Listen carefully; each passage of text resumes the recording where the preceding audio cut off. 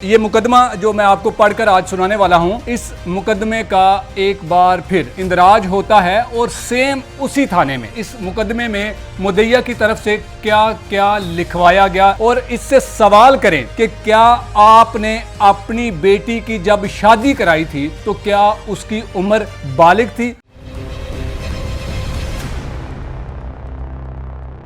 अस्सलाम वालेकुम नाज़रीन, मैं हूं एडी मलक और आज मैं आपको जो वीडियो आपके सामने लेकर आया हूं, ज़रा दिल थाम लीजिएगा क्योंकि मैंने आपको कहा था कि मैं एफआईआर की लंबी फरिस्त का सिलसिला जारी रखूंगा और किस तबाइज़ मैं आपको इन एफआईआर का अहवाल पढ़कर सुनाता रहूंगा। आज जो एफआईआर मैं आपके सामने लेकर आया हूं और उस एफआईआर में क्या क्या लिखवाया गया है मुद्दईया की जानिब से, और ये मुद्दईया कौन है। सबसे पहले तो बड़ी बात यह है कि ये मुद्दईया कौन है और इस मुद्दईया के बारे में मैं आपको बता दूं कि ये मुद्दईया है बुशरा शकील अहमद, खुरम शोहर शकील अहमद। आप नाम सुनकर जान चुके होंगे कि ये बुशरा शकील कौन है। और ये मुकदमा जो मैं आपको पढ़कर आज सुनाने वाला हूं, इस मुकदमे का नंबर है 1131/19। ये 2019 में ये मुकदमा दर्ज करवाया जाता है थाना इस्लामपुरा में। इससे पहले जो मुकदमा मैंने जो आपको लास्ट टाइम वीडियो बनाकर आपके खिदमत में पेश की थी, उस मुकदमे का नंबर था 321/19। ये जो 321/19 मुकदमा नंबर है, ये 24/2/2019 को दर्ज करवाया जाता है, जो कि 5 मुल्ज़मान के खिलाफ है और इस पर जो जुर्म है वो 496 है। 496A के बारे में मैं आपको तफसील से बता चुका हूं।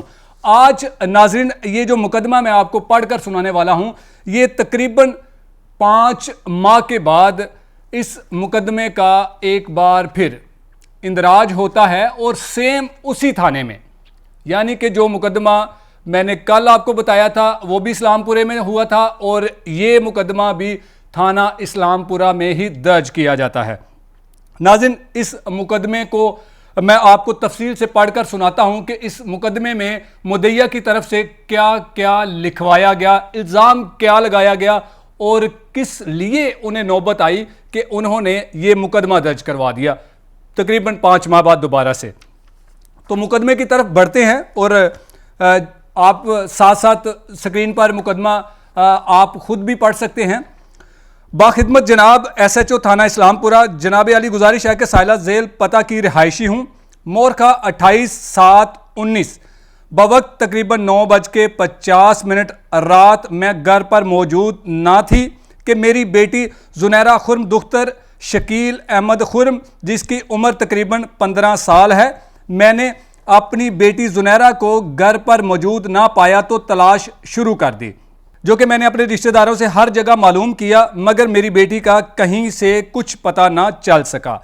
मैंने 15 पर कॉल की तो थाना इस्लामपुरा से पुलिस की गाड़ी आ गई। मैंने गाड़ी पर मौजूद ऑफिसर को सारा मामला बताया तो उन्होंने कहा कि दरख्वास्त दें, तो अब मैं थाना हाजिर हुई। मेरी बेटी को कोई नामालूम लड़का अगवा करके ले गया है।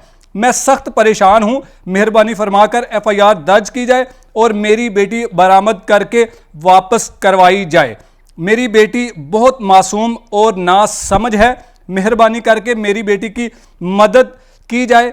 एन नवाजिश होगी, मेरी बेटी की जान को ख़तरा है। और फिर उसके बाद खातून की जानिब से दस्तखत किए जाते हैं और फिर अगले दिन इस मुकदमे का अंदराज होता है। नाज़रीन, इस मुकदमे में उस जो मुद्दईया है बुशरा साहिबा, उन्होंने कहीं किसी मुल्ज़म का नाम या शनाख्त ज़ाहिर नहीं की और ना ही इसने ये साबित किया और ना ही इसने ये लिखा कि मेरी बेटी शादीशुदा है या वो कंवारी है। इससे पहले जो मुकदमा दर्ज करवा चुकी है उसमें अपनी बेटी की उम्र 14 साल लिखवाती है और नाबालिग भी कहती है और साथ ही साथ ये भी लिखवाती है कि मेरी बेटी की शादी तकरीबन 2018 में शाहजेब नामी शख्स के साथ हुई थी। तो मैं आपसे ये गुजारिश करूंगा कि ये खातून जो आपको मुख्तलिफ किस्म की वीडियोस बनाकर ये कहती है कि जी माइनर बच्ची का निकाह कैसे हो सकता है, तो मेरा आपसे सवाल है, आप इस खातून से पूछें और इससे सवाल करें कि क्या आपने अपनी बेटी की जब शादी कराई थी तो क्या उसकी उम्र बालिग थी, वो बच्ची बालिग थी, उसकी उम्र 18 साल या वो 16 साल की थी जो कि आपने निकाह करवाया। नाज़रीन, मैं आपको कल वाली एफआईआर का थोड़ा सा हवाल बता दूं कि अगर कोई वालिदैन या कोई भी शख्स किसी माइनर बच्ची या बच्चे का निकाह करवाएं, शादी करवाएं, तो उन पर भी रियासत एक्शन ले सकती है कि माइनर बच्चों की शादी नहीं कराई जा सकती। तो इस खातून ने अपनी तकरीबन 13 से 14 साल की उम्र में बच्ची का निकाह करवाया और फिर निकाह 1 माह 19 दिन बाद तलाक हो जाती है, यानी कि निकाह ख़त्म हो जाता है। लड़का तलाक दे देता है या लड़की खुद तलाक ले लेती है। ये तो मैं मज़ीद इस केस को फॉलो करूँगा और मज़ीद हक़ाइक़ मैं आपके सामने लेकर आऊँगा।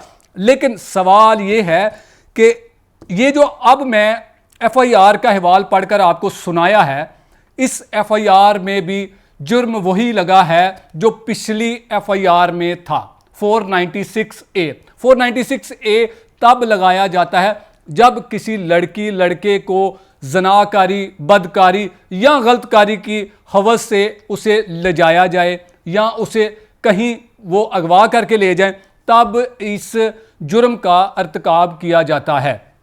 लेकिन इस खातून ने 5 माह बाद दोबारा उसी बेटी को अपनी आड़ बनाया, उसी बेटी के अगवा का एक बार फिर इसने ड्रामा रचाया और मुकदमा दर्ज करवा दिया। मेरी इंतज़ामिया से गुजारिश है, मेरी अदारों से गुजारिश है कि इन लोगों के ख़िलाफ़, ऐसे लोगों के ख़िलाफ़ जो कानून का टाइम ज़ाया करते हैं और फिर उसके बाद कुछ लोगों को जिनका किसी किस्म का कोई लेना देना नहीं होता, उन लोगों को बिला वजह मुकदमात में फंसाया जाता है।